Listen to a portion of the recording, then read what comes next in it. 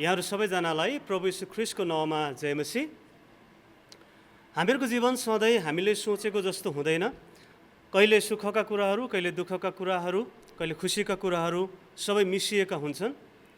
हामीले विगतका समयमा कतिवटा पीडादायक समयहरू पनि बिताउनु पर्यो अनि हामीले कतिजनालाई हामीले गुमाउनु पनि पर्यो। वास्तवमा हामीले गुमाएका होइनौँ, तर भौतिक रूपमा पछि हामीले भेट्ने नै छौँ। अझ वास्तवमा हामीले अझ प्रश्नसँग भन्ने हो भने बाइबलले हामीलाई कहीँ पनि यो जीवन चाहिँ सधैँभरि हामीले सोचेको जस्तै सुखमय हुन्छ भनेर कहीँ पनि प्रतिज्ञा गरिएको छैन। अझ भनौँ भने क्रिस्चियन जीवन चाहिँ विभिन्न प्रकारका दुःख, कष्ट, खेदो र सतावटका कुराहरू चाहिँ यो जीवनमा आइपर्छन् नै। त हामीले यो सबै अवस्थाहरूमा येशू प्रभुलाई हेर्न सिक्नु परेको छ। यसै सन्दर्भमा हिब्रूहरूलाई लेखेको पत्र 12 अध्यायको 1 देखि 3बाट आज हामी येशूलाई हेरौँ भन्ने विषयमा हेर्नेछौँ।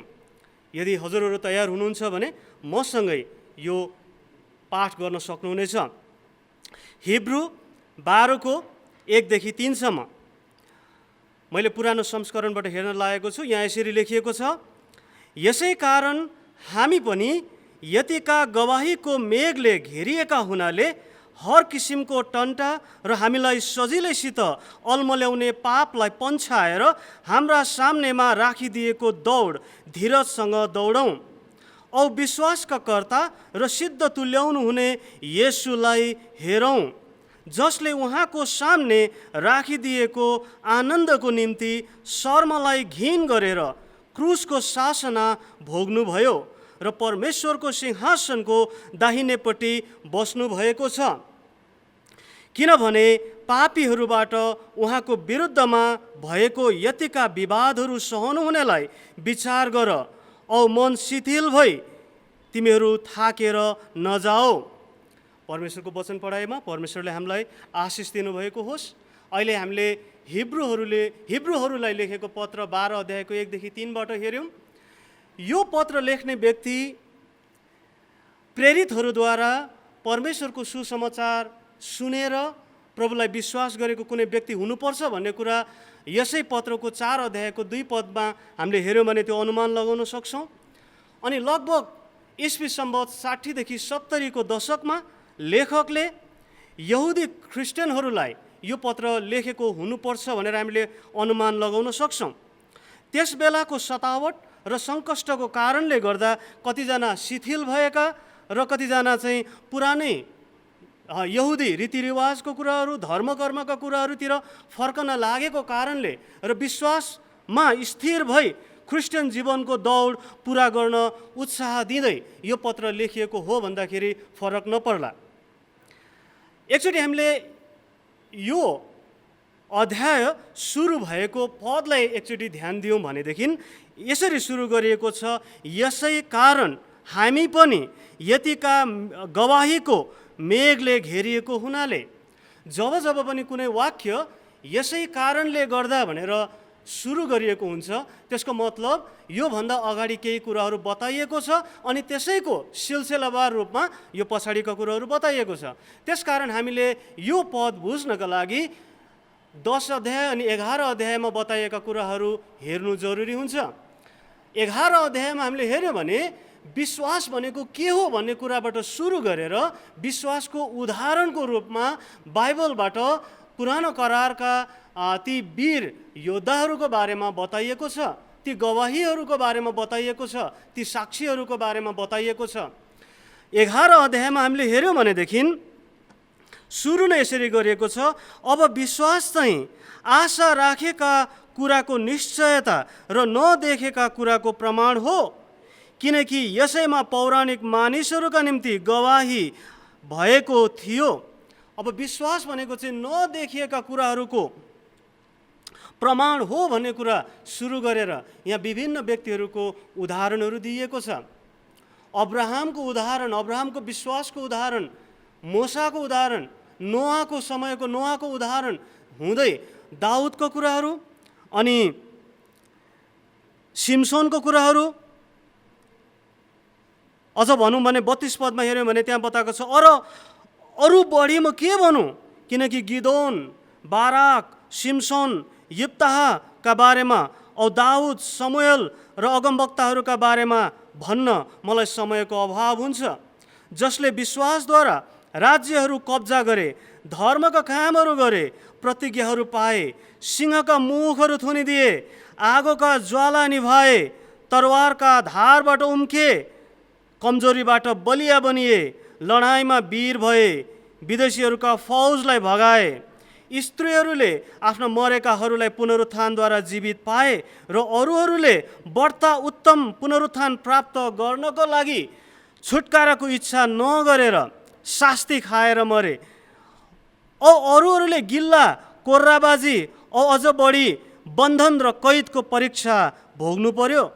अझ हामीले हेर्दै गयौँ भने यहाँ लेखिएको छ, तिनीहरू ढुङ्गाले हानिए, करौतीले चिरिए, तिनीहरू परीक्षामा परे, तिनीहरू तरवारले मारिए, भेडा र बाख्राका छालाहरू लगाए, गरिबी भई क्लेश र दुःख पाएर तिनीहरू यताउता डुल्न पर्यो। संसार तिनीहरूका निम्ति योग्यको थिएन।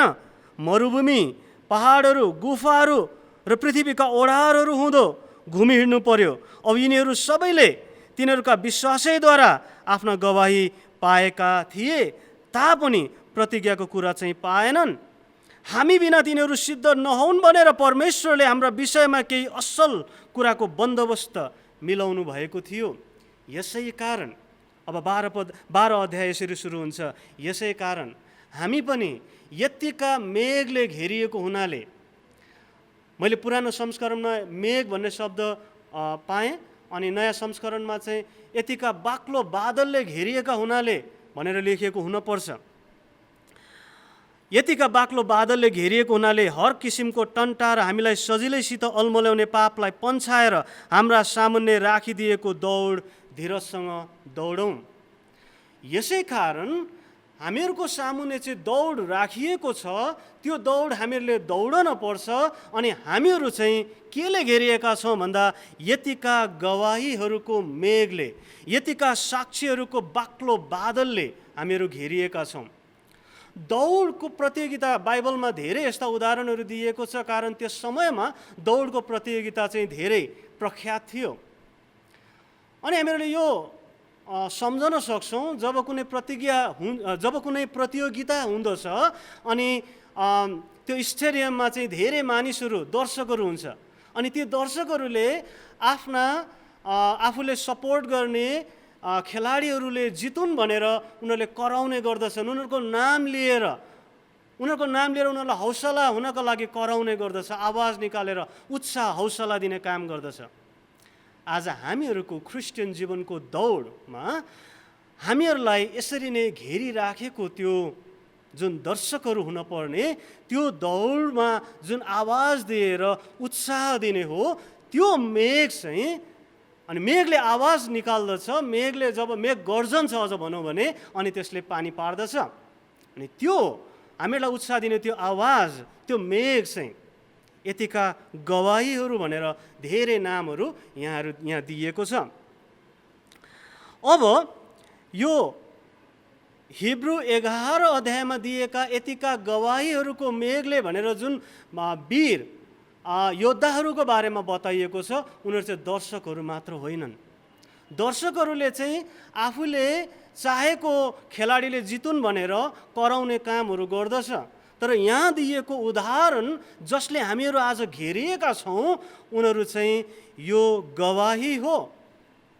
अनि ग्रिक भाषा, यो बाइबलको मूल भाषामा गएर हेर्दाखेरि चाहिँ गवाही भनेका मानिसहरूले चाहिँ आफूले भोगेका हुन्छन्, देखेका र हेर्ने दर्शकहरू मात्र चाहिँ होइन। अनि यतिका धेरै साक्षीहरूको बिचमा हामीहरू छौँ, जसले हामीलाई यो उत्साह हुँदछ कि हामीहरूको सामने राखिदिएको दौडौँ। यो लेखकले पुरानो करारमा भएका वीर साक्षीहरूको बारेमा बताएको छ। तर हामीहरूले देख्न सक्छौँ, हामीहरूको मण्डलीको इतिहास 2000 वर्षभन्दा पनि पुरानो छ। अनि यतिका वर्षहरूमा हामीले अरू पनि धेरै गवाहहरू, अरू पनि धेरै ती साक्षीहरू हामीले देखेका छौँ, जसले आफ्नो दौड पुरा गरे, जसले आफ्नो उत्तम लडन्त लडेर क्रिस्चियन जीवनको यात्रा पुरा गरे। हामीले कतिजनालाई हामीले व्यक्तिगत रूपमा चिनेका पनि छौँ, कतिजना अझै पनि हामीहरूको आफ्नै मण्डलीमा देखेका व्यक्तिहरू पनि छ। त्यसकारण यहाँ भएका व्यक्तिहरूको अलावा आज हामीहरूलाई उत्साह दिने, आज हामीहरूलाई घेरेर राख्ने चाहिँ अरू पनि धेरै गवाहहरू हुनुहुन्छ। अब हामीहरूको विश्वासको यो यात्रालाई धैर्यपूर्वक दौडिनका लागि गर्नुपर्ने दुईवटा महत्त्वपूर्ण कामहरूको बारेमा यहाँ लेखकले बताउँदछ। एउटा चाहिँ हो हाम्रा सामने राखिदिएको दौड दौडने, अनि अर्को चाहिँ हो येशूलाई हेर्ने। यो दुईवटा महत्त्वपूर्ण कामहरू गर्नुपर्ने हामीहरूले। हाम्रो सामने राखिदिएको दौड दौडौँ। क्रिस्चियन जीवनको यात्रालाई व्याख्या गर्दाखेरि बाइबलमा धेरैवटा ठाउँहरूमा हामीले दौडसँग तुलना गरिएको देख्दछौँ। अनि वास्तवमा क्रिस्चियन जीवन चाहिँ एउटा दौड जस्तै नै हो। कतिजनाले भन्छन् यो चाहिँ म्याराथन जस्तै हो। म्याराथन भनेको चाहिँ 26 माइलभन्दा अझ अलिकति बढी लामो दौड, एकछिनमा सकिने दौड होइन। अनि एक हिसाबले यो सही पनि हो। अर्को हिसाबले यो एक प्रकारको स्प्रिन्ट पनि हो, अर्थात् 100 मिटरको दौड। किनभने 100 मिटरको दौडमा चाहिँ नजिकै उसले आफ्नो लागि राखिएको पुरस्कारलाई देखेको हुन्छ अनि छिट्टो दौडिनुपर्छ। ढिलो दौडेर उसले त्यो जित्दैन। अझ भनौँ भने 100 मिटरको दौड त यो अहिले संसारमा रेकर्ड राख्नेहरूले चाहिँ 9 सेकेन्डभन्दा पनि थोरै समयमा पुरा गरेको हुन्छ त्यो यात्रा। भनौँ बिजुली बिलिक्क चम्किँदाखेरि नै उसले त्यो यात्रा पुरा गर्दछ। अर्थात् त्यति छिट्टो दौडिनु पर्ने। यसलाई हामीले राम्रोसँग भन्यो भने स्प्रिन्ट र म्याराथन दुवै प्रकारको दौडको सम्मिश्रण हो भनेर पनि हामीले बुझ्न सक्छौँ। यहाँनिर प्रयोग गरेको एउटा वाक्यांशलाई हामीहरू विचार गरौँ। हाम्रा सामने राखिदिएको दौड, अर्थात् हामीहरूको अघि एउटा दौड राखिएको छ। आज हामी यही दौडको दौरानमा छौँ अनि हामी सबैले यो दौड दौडिनुपर्छ। कतै हामीले यो दौडमा छौँ भनेर भुलेका त छैनौँ? विचार गरौँ। किनभने जब हामीले प्रभु येशू ख्रीष्टलाई विश्वास गरेर हामीहरूको हृदयमा उहाँलाई हामीहरूको मुक्तिदाता अनि प्रभु भनेर स्वीकार गर्यो, हामीहरूको दौड सुरु भयो। तर यो जीवनमा कतिचोटि हामी दौडमा छौँ कि छैनौँ भनेर पनि हामीहरूलाई भुल्ने खालको अवस्थाहरू सिर्जना गर्दछ। किनभने एउटा यस्तो प्रकारको शक्ति छ जसले यो चाहँदैन कि हामीले यो दौड पुरा गरौँ। उसले हामीलाई अल्झाउने र भुलाउने अनि त्यो दौडबाट बहकाउने कामहरू गर्दछ, जसलाई हामी शैतान भन्छौँ।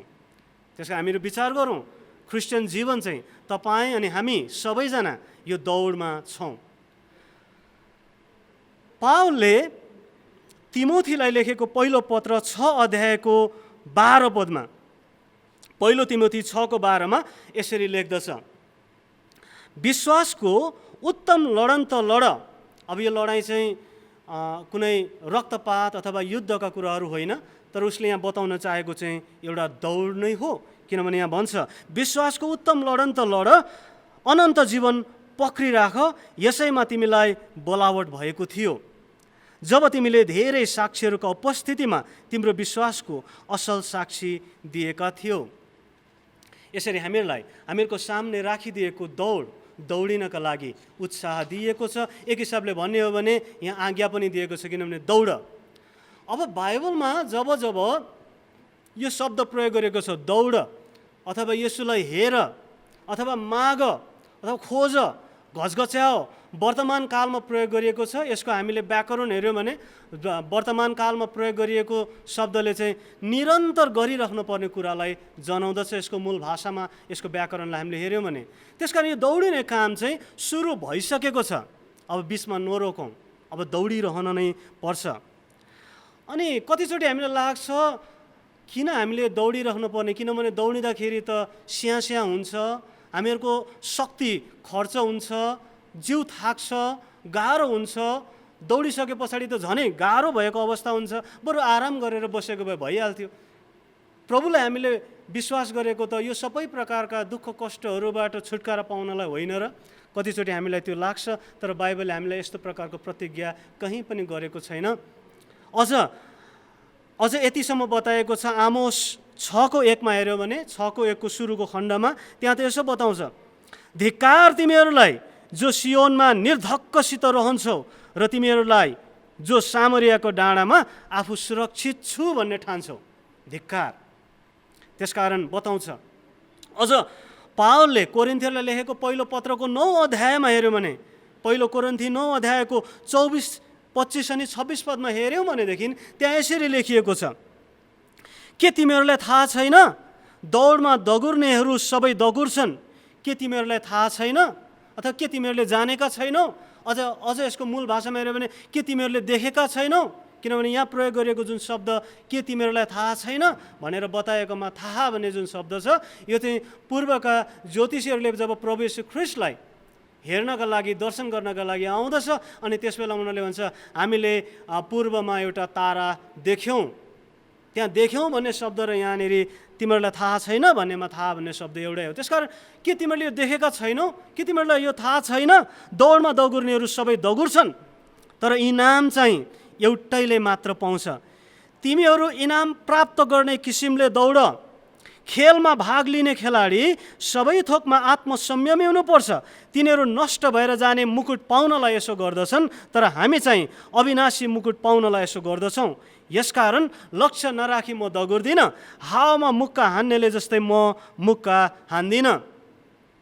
यो दौडिने भन्ने कुरा चाहिँ ख्रीष्टको सन्देश सुनाउने कुरा हो। ख्रीष्टको सन्देश परमेश्वरले गर्नुभएको प्रेमको कुरा अरू मानिसहरूलाई सुनाउने हो र विश्वासमा स्थिर रहने कुरा हो।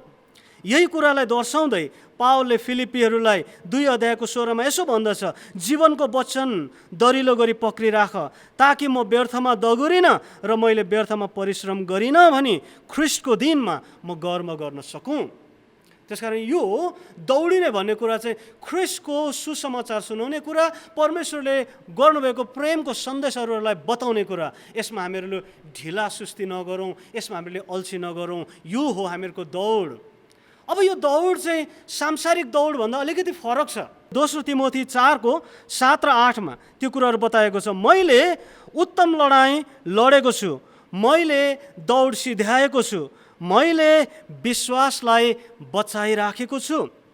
अब उपरान्त मेरो निम्ति धार्मिकताको मुकुट राखिएको छ, जो धार्मिकताका न्यायाधीश प्रभुले त्यस दिन मलाई दिनुहुनेछ र मलाई मात्र होइन तर उहाँको पुनरागमन प्रिय मान्नेहरू सबैलाई दिनुहुनेछ। अब हामीहरूको क्रिस्चियन दौड चाहिँ सांसारिक दौडभन्दा यस अर्थमा पनि फरक छ कि सांसारिक दौड चाहिँ हामीले विनाश भएर जाने कुनै थोक प्राप्त गर्नका लागि दौडिँदछौँ, जसले जित्छ उसले मात्र पाउँदछ। तर क्रिस्चियन दौड चाहिँ कुनै अरू व्यक्तिसँग गरिएको प्रतिस्पर्धा होइन। यो चाहिँ आफ्नो व्यक्तिगत दौडाइ हो। अर्कोभन्दा म छिटो दौडेर मैले इनाम पाउँछु भनेर दौडिने अर्को व्यक्तिसँग गरिने प्रतिस्पर्धाको कुराहरू होइन। यो चाहिँ व्यक्तिगत दौडाइ हो। अनि जसले यो दौडाइ पुरा गर्दछ प्रत्येकले इनाम पाउँदछ। सांसारिक दौडमा चाहिँ एकजनाले मात्रै जित्छ, तर यहाँ चाहिँ सबैजनाले नै त्यो इनाम पाउँछन् जसले दौड पुरा गर्छ। अनि अर्को कुरा चाहिँ हामीले दौड पुरा गरेपछि त इनाम पाउने रहेछौँ, त्यस कारणले बिस्तारै दौडौँ, त्यसो पनि हुँदैन। किनभने परमेश्वरले हामीलाई जसरी प्रेम गर्नुभएको छ त्यो प्रेमको कुरालाई अरूलाई सुनाउनका लागि त हामी आतुर हुनुपर्छ। यति धेरै आतुर हुनुपर्छ कि त्यो 100 मिटरको दौडमा दौडिने धावकले यति छिटो उसले आफ्नो यात्रा पुरा गर्दछ, त्यसरी नै हामीहरूको पनि दौड छिट्टो दौडिने काम गर्नुपर्छ। खालि दौडलाई पुरा गर्ने भन्ने नाममा दौडिने मात्र काम होइन। अब यो दौड दौडिँदाखेरि यो दौडमा ध्यान दिनुपर्ने अथवा कतिवटा कुरा इन्कार गर्नुपर्ने 2वटा कुराहरू छन् जसलाई हामीले ध्यान दिनुपर्छ। पहिलो पदको 12को पहिलो पदतिर नै हामीले त्यो देख्छौँ। यसै कारण हामी पनि यतिका गवाहीको मेघले घेरिएको हुनाले हर किसिमको टन्टा र हामीलाई सजिलैसित अल्मल्याउने पापलाई पन्छाएर हाम्रा सामने राखिदिएको दौड धीरजसँग दौडौँ। यहाँ 2वटा कुराहरू दौडमा ध्यान दिनुपर्ने। एउटा चाहिँ रहेछ हर किसिमका टन्टा अथवा बोझा, यसलाई हामीले हटाउन पर्ने। अर्को चाहिँ हो सजिलैसित अल्मल्याउने अथवा अल्झाउने पाप, जसलाई हामीले इन्कार गर्न पर्ने। एउटा चाहिँ हो थिङ्स द्याट डिस्ट्र्याक्ट, अर्को चाहिँ थिङ्स द्याट डिस्ट्रोय। 2वटा कुराहरू मुख्य छन्। अनि अर्को दौडको प्रतियोगितामा नि हामीले याद गऱ्यौँ भने दौडिनुभन्दा अगाडि उसलाई 3वटा निर्देशनहरू दिइन्छ, इन्स्ट्रक्सनहरू दिइन्छ। जब कुनै व्यक्ति दौडिनका लागि, कुनै धावक दौडिनका लागि आफ्नो ट्र्याकमा बसेको हुन्छ अनि त्यहाँनिर उसलाई भनिन्छ, पहिलोचोटि भनिन्छ अन योर मार्क, त्यस पछाडि उसलाई भनिन्छ गेट सेट, अनि अन्तिममा भनिन्छ गो, अनि त्यस पछाडि ऊ दौडिन्छ। यो अन योर मार्क भन्ने जुन शब्द छ, यो चाहिँ यसको मूल भाषामा हामीले हेर्दाखेरि यो चाहिँ फुकाल्नु अथवा आफूलाई अनावश्यक कुराहरू चाहिँ हटाउनु भन्ने लाग्ने रहेछ। त्यसकारण जब धावक दौडिनका लागि ट्र्याकमा बस्दछ अनि उसलाई अन योर मार्क भन्छ, उसले अब त्यहाँनिर लगाउन नहुने, उसले त्यो बेलामा आफूलाई अप्ठ्यारो पार्ने जे जति कुराहरू छन् त्यो उसले फुकालेको हुनुपर्छ। हामी एकचोटि कल्पना गरौँ, जब कुनै धावक दौडिन आफ्नो ट्र्याकमा बसेको छ, उसले लगाएको वस्त्रहरूलाई हामी ध्यान दियौँ। कुनै पनि व्यक्तिले लामो कोट लगाएर अथवा ज्याकेट लगाएर अथवा दौरा सुरुवाल लगाएर अथवा सुटेड बुटेड भएर बुट लगाएर दौडिँदैन, अथवा कसैले साडी लगाएर अनि थपक्कसँग गरगनाहरू लगाएर ऊ दौड्दैन। किनभने त्यसरी दौड्यो भने उसले दौड राम्रोसँग पुरा गर्न सक्दैन, आफैले लगाएका कुराहरू उसको लागि बोझ हुन्छ। त्यो लगाउने कुराहरू आफैमा नराम्रो होइन, आफैमा खराब होइन, तर जब ऊ त्यो दौडको दौडानमा हुन्छ, त्यो यात्रामा हुन्छ, त्यतिखेर यही कुराहरू पनि उसको लागि बाधा बन्दछ। विशेष प्रकारले हल्का हुने खालको लुगा र खुट्टामा एक प्रकारको विशेष जुत्ता लगाएको हुन्छ अथवा स्पाइक भनौँ, त्यो लगाएको छ जुन चाहिँ उसले दौडिने मैदानमा जाँदाखेरि गाडिन्छ अनि ऊ चिप्लिन पाउँदैन। हामीहरूको लागि पनि यस्तै गरिकन एउटा जुत्ता लगाएर हामीहरू तयार भएको हुनुपर्छ भनी पावलले एफिसी 6:15 भन्छ, खुट्टामा मिलापको सुसमाचारको जुत्ता लाएर खडा हौ।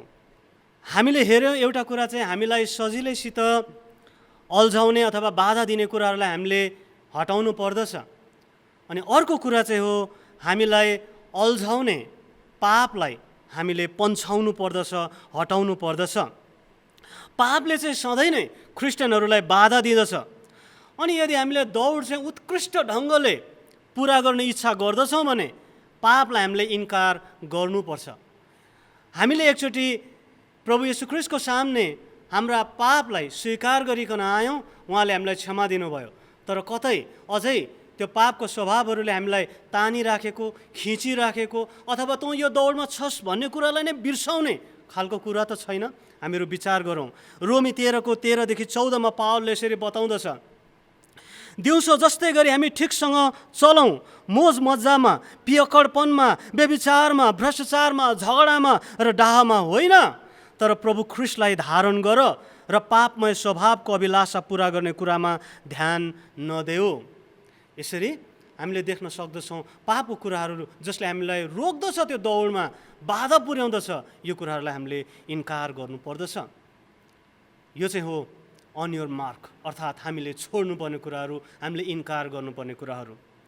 अब त्यस पछाडि अर्को आउँछ गेट सेट, अनि त्यो बेलामा चाहिँ अब हामी तयार हुनुपर्छ दौडनका लागि।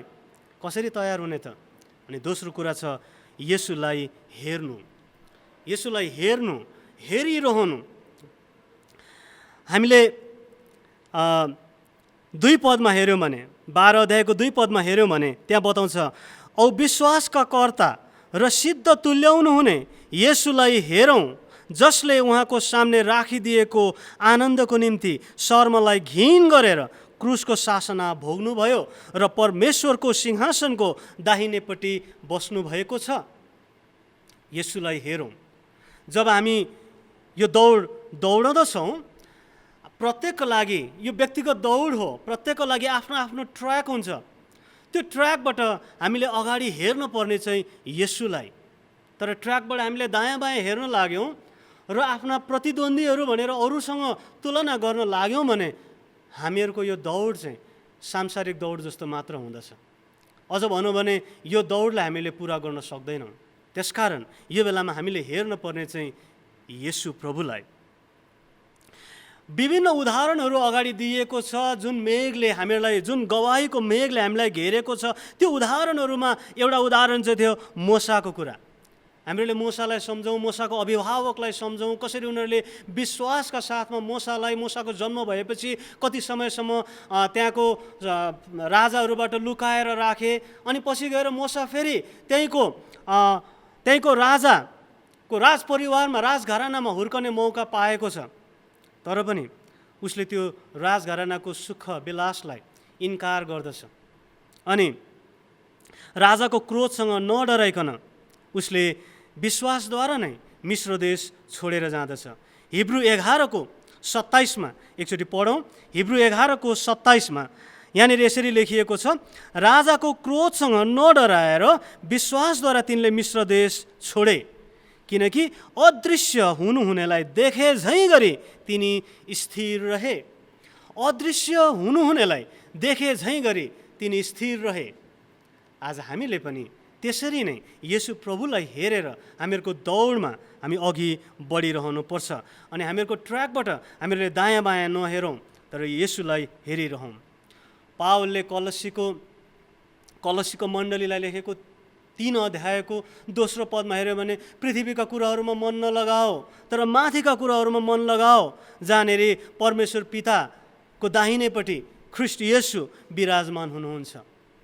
माथिका कुराहरूमा मन लगाओ, माथिका कुराहरूमा हेर, जसले चाहिँ तिमीहरूको यो दौड पुरा गर्नलाई सहायता हुँदछ।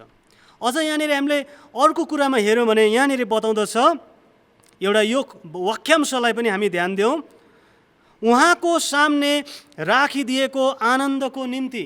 किन प्रभु येशू ख्रीष्टले त्यो क्रुसको शर्मनाक अनि पीडादायक दण्ड शासना भोग्नुभयो भन्दाखेरि यहाँ एउटा कुरा छ, उहाँको सामने राखिदिएको आनन्दको निम्ति।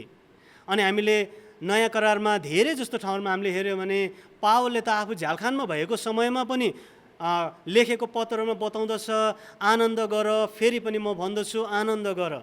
अनि एउटा लक्ष्य चाहिँ यो आनन्द रहेछ अनि हामीहरूको सामने पनि यही आनन्द राखिएको छ, जुन आनन्द प्रभु येशू ख्रीष्टको सामने राखिएको थियो, जुन आनन्दको निम्ति प्रभु येशू ख्रीष्टले क्रुसको सामने क्रुसको मृत्यु, क्रुसको शासना भोग्नका लागि पनि प्रभु विश्वासयोग्य रहनुभयो। अनि अर्को कुरा यहाँनिर लेखिएको छ कि हाम्रो विश्वास चाहिँ वास्तवमा सुरु गर्नुहुने विश्वासको कर्ता र त्यो पुरा गर्नुहुने अर्थात् सिद्ध गर्नुहुने चाहिँ येशू नै हुनुहुन्छ। 2 पदमा सुरुमा नै बताएको छ, औ विश्वासका कर्ता र सिद्ध तुल्याउनु हुने येशूलाई हेरौँ। अनि हामीहरूको यो दौडको सुरु गर्ने र अन्त्य गर्ने चाहिँ वास्तवमा येशू प्रभु स्वयं नै हुनुहुन्छ। अब येशू प्रभुलाई हामीले हेरौँ। येशू प्रभु गेतसमनीको बगैँचामा उहाँले प्रार्थना गर्दै हुनुहुन्थ्यो। मत्ती 27:46 हेऱ्यौँ भनेदेखि हामीले त्यहाँनिर देख्न सक्दछौँ, गेतसमनीको बगैँचामा पहिला नै प्रार्थना गर्नुभयो, हुनसक्छ भने यो कचौरा मबाट हटाइदिनुहोस्, तापनि मेरो इच्छा होइन तर तपाईँकै इच्छा पुरा होस्। अनि प्रभुले त्यो क्रुसको मृत्यु भोग्नका लागि पनि यसरी आफूलाई समर्पण गर्नुभयो। अनि त्यस पछाडिको समय हामीले हेर्न सक्छौँ मत्ती 27:46 जब प्रभु येशू ख्रीष्ट क्रुसमा टाँगिनु भएको छ अनि प्रभुले त्यो बेलामा भनिराख्नु भएको छ, एलोय एलोय लामा सबखतनी, हे मेरा परमेश्वर मलाई किन त्याग्नु भएको छ। परमेश्वरको प्रिय पुत्र प्रभु येशू ख्रीष्ट पिताबाट त्यागिएको समय छ, तर पनि प्रभु विश्वास योग्य भएर लागिराख्नु भएको छ। प्रभु येशू ख्रीष्टका स्वयं आफन्तहरूले पनि विभिन्न प्रकारले त्याग्ने कामहरू गरिराखेको छ, तर पनि प्रभु यो दौडमा विश्वासयोग्य भएर लागिराख्नु भएको छ। प्रभुका आफ्नै चेलाहरूले पनि त्यागे। एकजना त नाङ्गै भागेको पनि छ भने अर्को एकजना त प्रभुको एकजना प्रिय चेला छ, भाले बाँच्न अघि 3 चोटि चिन्दिन पनि भन्न सक्यो। यसरी आफ्नै आफन्तहरूले, आफ्ना चेलाहरूले अनि पिताले पनि त्याग्नु भएको अवस्था पनि छ प्रभु येशू ख्रीष्टको लागि। तर पनि आफ्नो सामने राखिदिएको आनन्दको निम्ति यो सबै प्रकारको अपमान, कष्ट, यो पीडा, यो शासना भोग्नका लागि उहाँ तयार हुनुभयो। वास्तवमा भन्ने हो भने यही शासनाले नै उहाँलाई सिद्ध तुल्याएको छ भन्ने कुरा चाहिँ हामीले हिब्रू 2:10 हेऱ्यौँ भने पाउँछौँ। हिब्रू 2:10 यसरी बताएको छ, यो उचित थियो कि परमेश्वर जसको निम्ति र जसद्वारा सबै थोकको अस्तित्व छ उहाँले नै धेरै सन्तानलाई महिमामा ल्याउनु हुँदा तिनीहरूका मुक्तिका कर्ता येशूलाई कष्टहरूद्वारा सिद्ध तुल्याउनु भयो। परमेश्वरले येशूलाई कष्टहरूद्वारा सिद्ध तुल्याउनु भयो। उहाँ त आफैमा सिद्ध हुनुहुन्छ नि, तर फेरि किन यो सिद्ध तुल्याउनु आवश्यक भयो त? उहाँ त आफैमा सिद्ध हुनुहुन्छ, पर्फेक्ट हुनुहुन्छ, कुनै पनि कुरामा खोट छैन। तर यहाँ सिद्ध तुल्याउनु भन्ने कुराको अर्थ चाहिँ यो हो कि हाम्रा मुक्तिदाता हुनको निम्ति परमेश्वरले येशूलाई पुरा रूपले तयार गर्नु आवश्यक थियो। अनि हाम्रो मुक्तिको निम्ति र हामीलाई महिमामा पुर्याउनको निम्ति उहाँले त्यो कष्ट भोग्नु पर्ने थियो। त्यो कष्ट भोगिकन उहाँ सिद्ध तुल्याइनु आवश्यक थियो। होइन भनेदेखि त उहाँ क्रुसमा टाँगिरहनु भएको बेलामा उहाँलाई हेर्ने, उहाँलाई गिल्ला गर्नेहरूले भनिरहेको थियो यो आफै चाहिँ क्रुसबाट ओर्लेर तल आओस् र हामी यसलाई विश्वास गरौँ। प्रभु आउन सक्नुहुन्थ्यो, तर उहाँ किन आउनु भएन?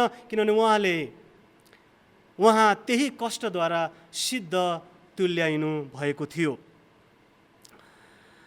अनि उहाँ हामीहरूलाई पनि त्यसै गरिकन सिद्ध तुल्याउन चाहनुहुन्छ। त्यसै कारणले उहाँलाई हामीले हेर्न पर्छ। पावलले फिलिप्पीहरूलाई लेखेको पत्र 1:6 पावलले निर्धक्कताका साथमा, ढुक्कका साथमा यसरी भन्छ, मलाई यो दृढ विश्वास छ जसले तिमीहरूमा एउटा असल काम सुरु गर्नुभयो उहाँले नै येशू ख्रीष्टको दिनमा त्यो पुरा गर्नुहुनेछ। उहाँले नै येशू ख्रीष्टको दिनमा त्यो पुरा गर्नुहुनेछ। आज हामीले विचार गरिरहेको हुनसक्छ कि यो दौड त मैले सुरु गर्ने हो, यो दौड त मैले पुरा गर्नुपर्ने हो, अनि म जति बलियो हुन्छु, म जति सक्षम हुन्छु त्यति नै छिटो मैले दौड पुरा गर्न सक्छु।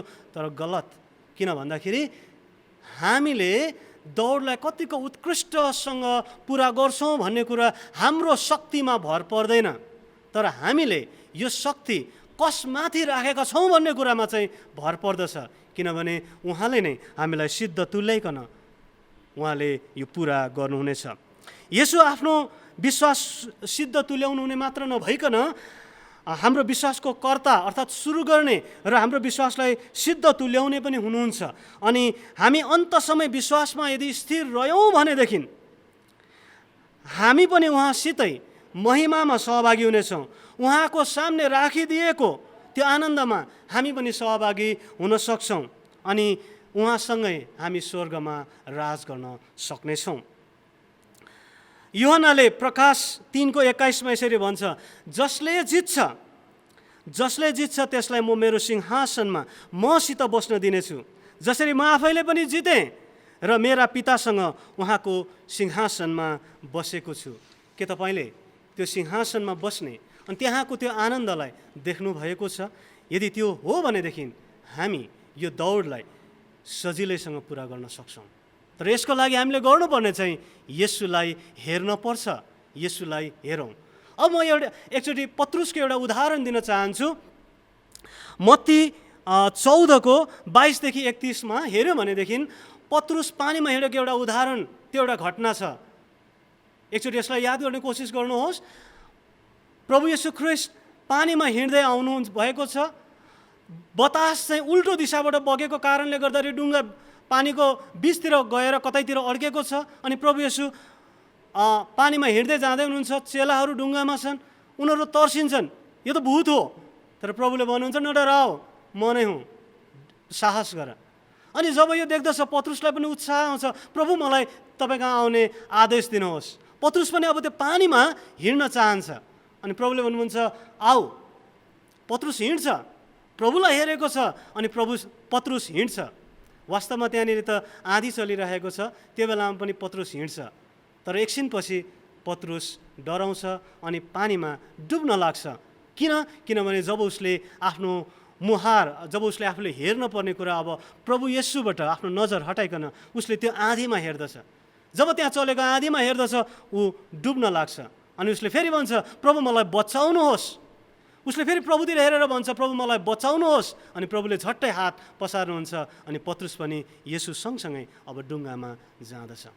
जब येशूलाई हेर्छौँ कति अचम्म रीतिले त्यहाँ पनि हिँड्न सक्दछौँ। जब ध्यान पत्रुसको त्यहाँबाट बाहिर जाँदछ पानीमा झन्नै ऊ डुब्न पुग्दछ। आज हामीहरूको ध्यान कहाँ छ? यदि यसुलाई हेर्दैछौँ भने पत्रुसको यो कुरालाई सम्झिनुहोस्।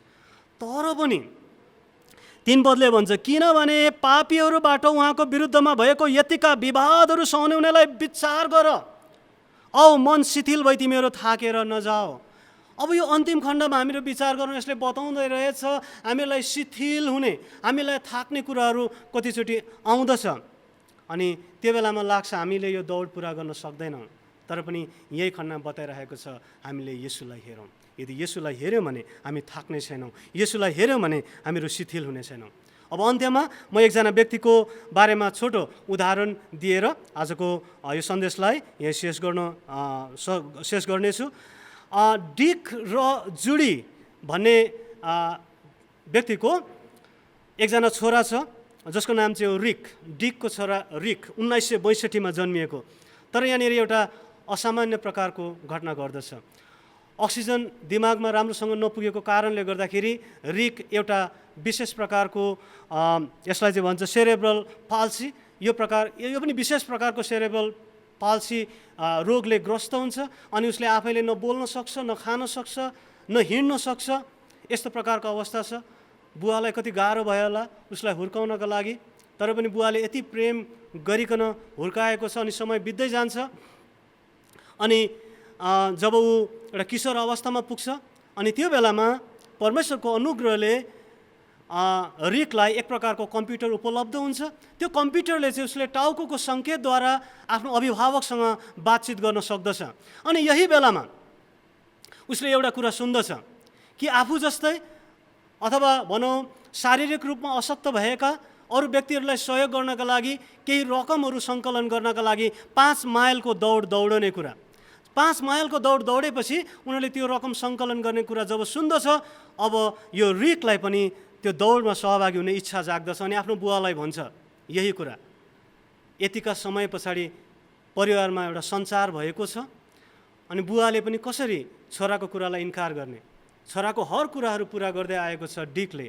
तर ऊ धावक होइन, म्याराथन दौडिने धावक पनि होइन, अझ उसलाई चाहिँ मुटुको समस्या पनि छ। यस्तो बुवाले छोराको यो आग्रहलाई सुनेर भन्दछ हुन्छ हामी दौडौँ। त्यस पछाडि बुवाले जब यो निर्णय गर्दछ अनि रिकलाई व्हील चेयरमा समातेर धकेल्दै यो 5 माइलको यात्रा पुरा गर्दछ अनि यो रकमहरू सङ्कलन हुने काम हुँदछ। त्यस पछाडि रिकले कुन प्रकारको भावना अभिव्यक्त गर्दछ थाहा छ? रिकले भन्छ, बुवा जब हामी त्यो दौडमा थियौँ म शारीरिक रूपमा अशक्त छु भन्ने कुरा मैले अलिकति पनि अनुभव गरिनँ। मैले आफूलाई सशक्त सम्झेँ अनि बुवा पनि खुसी हुँदछ। त्यस पछाडि यस्तो म्याराथन धेरै प्रकारले दौडिने काम त्यस पछाडि कन्टिन्यू हुन्छ, अझै निरन्तर रूपमा चल्छ। धेरै म्याराथनको दौडहरू दौडिन्छ। अब म्याराथन मात्र होइन, अब बुवालाई लाग्छ अब ट्रायलथन पनि गरौँ, जसमा चाहिँ 26.2 माइलको म्याराथन अनि त्यसपछि 112 माइलको साइकल दौड अनि त्यसपछि 2.5 माइलको स्विमिङ। अब बुवा र छोरा सँगसँगै गर्नुपर्ने। जब दौडिन्छ अब 26.2 माइलको म्याराथन दौडिन पर्ने, बुवाले छोरालाई धकेल्दै व्हील चेयरमा धकेल्दै दौडिन्छ। त्यस पछाडि अब 112 माइलको साइकलको दौड, त्यो यात्रा पुरा गर्नुपर्ने 112 माइलको। अनि छोरालाई साइकलको छेउमा राखेर डिक साइकल यात्रामा निक्लिन्छ। जब 112 माइलको साइकल यात्रा सकिन्छ अब 2.5 माइलको अब पौडी अथवा स्विमिङ पनि गर्नुपर्ने। अनि स्विमिङ गर्दाखेरि पनि आफ्नो छोरा रिकलाई पछाडि राखेर तान्दै अब डिकले स्विमिङ गर्दै अगाडि बढ्दछ। यसो गर्दै आज धेरै माइल यात्रा पुरा गरिकन रेकर्ड राख्न सफल भयो। हामीले युट्युबहरूतिर पनि सर्च गरेर हेऱ्यौँ भने टिम ह्योत भनेर हामीले पाउन सक्छौँ। यसरी रिकले यो माइलको यात्रा पुरा गर्न सके। शारीरिक रूपमा ऊ असक्षम थियो, शारीरिक रूपमा ऊ अशक्त थियो, तर बुवाको सहायताले उसले यो यात्रा पुरा गर्यो। आज हामी आत्मिक रूपमा यसरी नै रिक जस्तो प्रकारको अवस्थामा थियो, हामी त्योभन्दा उत्तम अवस्थामा छैनौँ। तर पनि हामीहरूको लागि साहस छ। जसरी रिकको लागि सहायता गर्ने उसको बुवा डिक थियो, त्यसै गरी आज हामीहरूको लागि हामीलाई प्रेम गर्नुहुने हामीहरूको परमेश्वर पिता हामीहरूको साथमा हुनुहुन्छ। त्यसै गरिकन हामीलाई क्रुसमा मृत्यु भोगिकन हामीलाई उद्धार दिनुहुने मुक्तिदाता येशू ख्रीष्ट इम्मानुएल प्रभु आज हामीहरूसँग हुनुहुन्छ। त्यसै गरी हामीहरूको त्यो दौडमा सहायता गर्नका लागि उहाँको आत्मा, पवित्र आत्मा हामीलाई शक्ति दिनका लागि, सान्त्वना दिनका लागि हरदम हामीहरूको साथमा हुनुहुन्छ। यसरी त्रिएक परमेश्वरले हामीमा काम गर्नुहुन्छ, हाम्रो कमजोरीमा हामीलाई सहायता गर्नुहुन्छ, हामीलाई बनाउनुहुन्छ, हामीलाई उठाउनुहुन्छ, हामीलाई धकेल्नुहुन्छ, हामीलाई तान्नुहुन्छ। त्यसैले निर्धक्कताका साथमा त्यो आशा लिएर हामीहरूको सामने राखिदिएको दौड, हामीहरूको सामने राखिदिएको आनन्दलाई हेरेर हामीहरू दौडौँ। क्रिस्चियन जीवनको यो यात्रा दौडिरहनुहोस्, उत्तम लडन त लडिरहनुहोस्। जीवनमा शिथिल पार्ने कुराहरू त आउलान्, हरेस खुवाउने कुराहरू हामीहरूको जीवनमा होलान्, तर येशूतिर ध्यान केन्द्रित गरिरहौँ, लत्रेका हातहरू उठाउँ, दुर्बल घुँडाहरूलाई बलियो बनाऊ, येशूलाई हेरिरहौँ, येशूलाई हेरिरहौँ। आमेन।